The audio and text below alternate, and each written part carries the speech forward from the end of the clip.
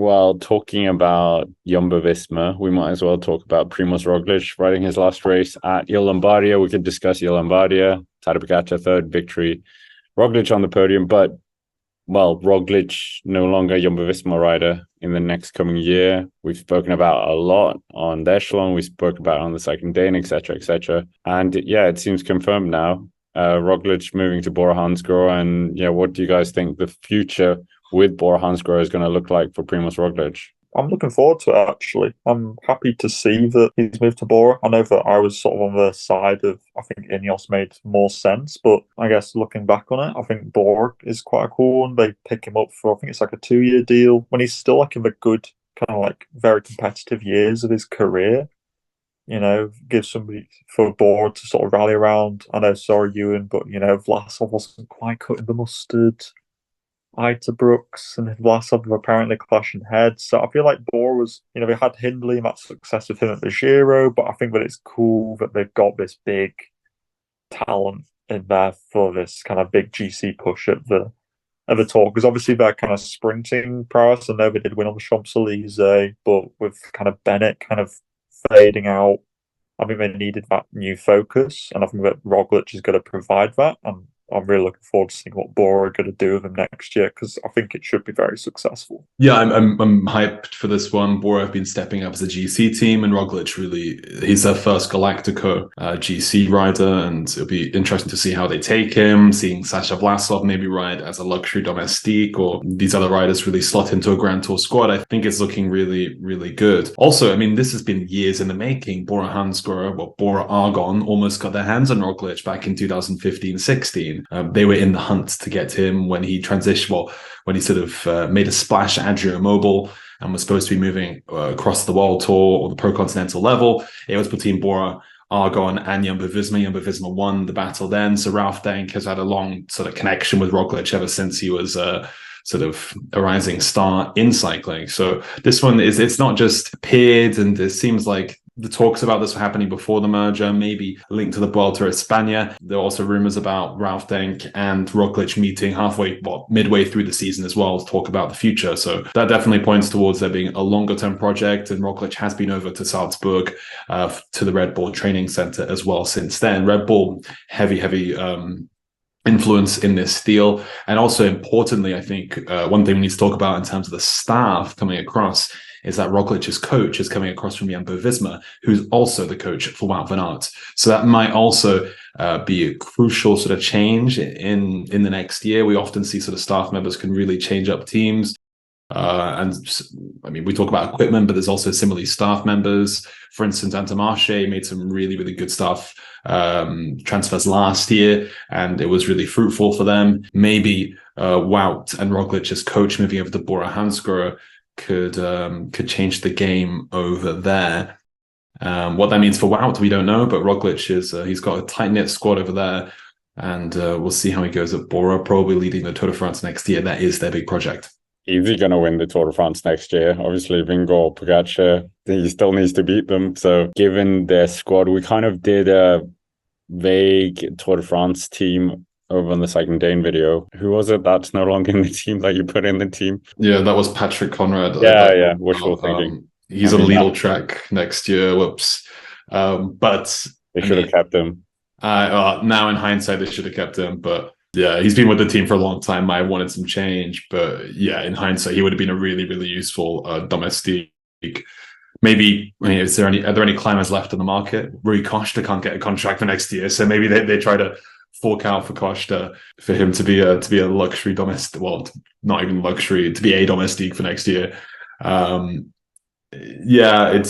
We'll see if Bora make any last minute transfers. They've also got a really good youth program and young riders coming through. It's just hard for them to sort of slot into that role as a sort of domestique in the mountains. They've also lost Fabro, who is another really good domestique. He's heading over to Eola Cometa. So it's almost a shame that Bora didn't have the hindsight to know the whole way through this transfer season to keep these guys, but they've still got a really, really good squad to help Roglic. I would say probably be the third strongest squad in next year's Tour de France. Yeah, I think that Roglic's got a great chance of the podium for win. I mean, all it takes just for we saw it this year, Pogačar's prep wasn't brilliant. Roglic, I would argue, like on good form, would have definitely come second at this year's Tour. All it takes is just for like Jonas or Pog to be slightly below par, or for some bad luck to happen. I'm not saying that I want that to happen, just saying that it can happen. There's no reason why Roglic couldn't be able to win the Tour with one or two things that go his way next year, which don't go in the favour of Pogačar and Jonas. Like, at the end of the day, Roglic is not some second-tier GC rider. He is one of the favourites. Like, he is a Grand Tour winner this year. He's a podium contender even with the best, and he's not bad. Let's put it that way. Like, he could certainly. It'll be really interesting to see actually that now that we've got this Galacticos rider gone to another team, like a team which doesn't have a Galacticos rider, how that's going to fit in. Are we going to have this other team coming into it? And I really like that. And I like that it's not just UAE versus Jumbo. I like there's going to be another team in the mix there. I think it's going to be better for the sport and more interesting to watch next year, the Tour, than it has been the last couple of years where it's just been kind of two teams going at it. So I'm really looking forward to seeing what that dynamic is going to be like. It's going to be a bit of a pain for like thumbnails though. How are we going to do like split it up in threes? Because it was quite easy with twos, like head to head, but threes is going to be a bit more difficult, I think. Oh no, we can do that. We can do that. I'm not worried about that. But also, I mean, talking about luck, Roglic is always on the side of bad luck. You say, is it bad luck if his bike handling is poor or whatever? But he's crashed an awful lot in the Tour de France in the past. But next year, it's going to be quite a unique route. We end with a time trial, and we're going to have mountains very early on the Alps in the first week of racing. There's also, we believe, going to be a gravel stage as well. So that really could throw things up in the air. How is Jonas going to react to that? When we know Tadej is really, really good at the gravel, maybe the gravel stage means nothing in the grand scheme of things. But if Roglic has like all the right circumstances, he certainly could win next year's Tour de France. It's just looking as though like Jonas particularly, but Pog and Jonas are just sort of stratospherically above everybody else. But if anybody were to rival these two, it would be Roglic.